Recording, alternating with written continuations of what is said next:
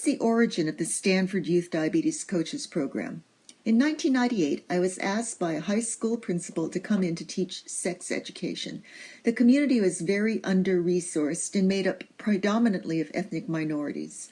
Within a few classes, it was apparent to me that there was no value added for the students or for me to teach sex ed, and so instead I changed the curriculum to be general health ed. During one of the classes, I asked the students to raise their hands if they had a family member with diabetes. To my surprise, 100% of the students raised their hands. When I queried how many of them had experience with someone with severe complications from diabetes, most of the hands remained up. At that moment, I realized that I needed to do something about this. Now, I was very lucky that my mentor was Dr. Kate Lorig. Dr. Lorig is the founding director of the Stanford Patient Education Research Center. She invented the Chronic Disease Self-Management Program, in which peers are trained to coach others with chronic illness. This is the inspiration for our program. Dr. Lorig has inspired people around the world to help take charge of their health.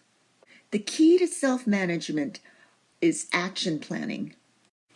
So one of the key concepts in self-management is goal setting, and the critical thing to remember is that the patients decide what they want to do. Patients are the experts in their own lives and have the most knowledge about what will be possible. Too often as healthcare providers, we tend to boss people around without giving them a chance to collaborate in their care. So what is an action plan? Action planning is a method of goal setting developed by Dr. Bodenheimer and his team at the University of California, San Francisco. We use this as a focus for our own program. Action planning requires choosing a domain of what you'd like to do to improve your health in the coming week and then creating a plan that is very, very specific. The power comes from patients choosing their confidence level. How likely is it that they're going to accomplish their plan? So you want to choose an area that you want to work on, and then you develop a plan that is very, very specific. Tips for a good action plan are to start small, be specific, be optimistic, and be confident. It begins with the patient choosing a goal, in this case, to eat more healthy. Now, it has to be a realistic goal to work. An unrealistic plan might be, I would never eat ice cream. A realistic action plan would be, instead of eating a bowl of ice cream every night, I will eat half a bowl twice a week. How can we determine how realistic it is? How can we determine whether or not it will actually occur? The patient says, I'm 80% sure I can do it. So how do you translate this process into something easy that you can accomplish even during a short primary care outpatient visit? My mentor, Dr. Kate Lorig, gave me the recipe. Question 1 is, what one thing will you do this coming week to be healthy? Then you help them hone it down to something that is realistic and simple. Question 2, and this is where the power comes.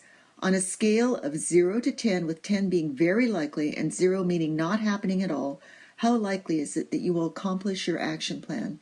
The research shows that you need to have it be a 7 or higher to be successful. It is very important to check back with the patient in a week to see how it went. This slide shows you what you need to do in order to check in. How did it go with your plan? And if you completed it, then be sure to applaud the success. If you partially completed it, then recognize partial completion, but then problem solve with your patient or team member about how you can make it more successful this coming week. Finally, if they didn't carry out the plan at all, be sure to be reassuring that this often happens, and then help them scale it to be something that is more appropriate for the coming week. And then, what would you like to do next? I encourage you to partner with someone on your healthcare team. It can be a non-licensed team member like a medical assistant, to phone the patient in a week to see how it went. This often provides the medical assistant meaningful work to do, as well as training them about chronic disease self-management and optimal care of persons with chronic illness. These are the forms that we created for our class to help our students work with their family members. And starting fairly early, by about week 2 or 3, you will be passing out these homework assignments to your students.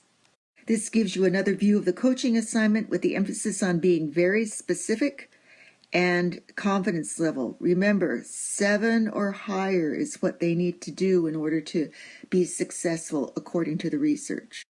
So, what's the evidence? The evidence is that patients who made action plans had better outcomes than patients receiving education without action plans.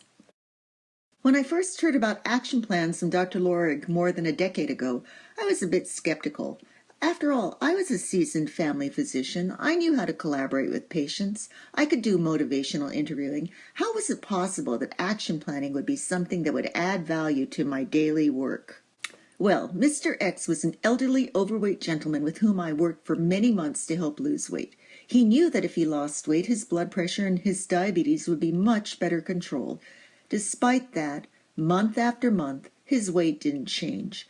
After I learned about action planning, at the next visit, I talked to Mr. X. So, Mr. X, what one thing would you like to do this coming week to be healthy? Well, I'd like to lose weight.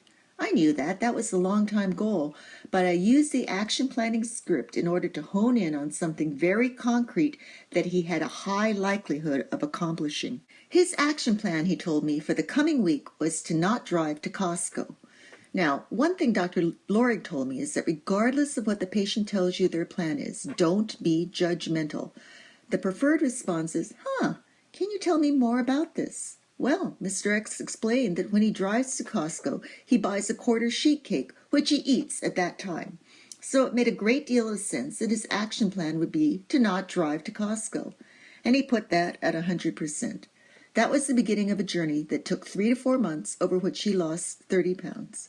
Never underestimate the power of action planning in eliciting from the patient what they want to do rather than bossing them around. That's what I teach trainees.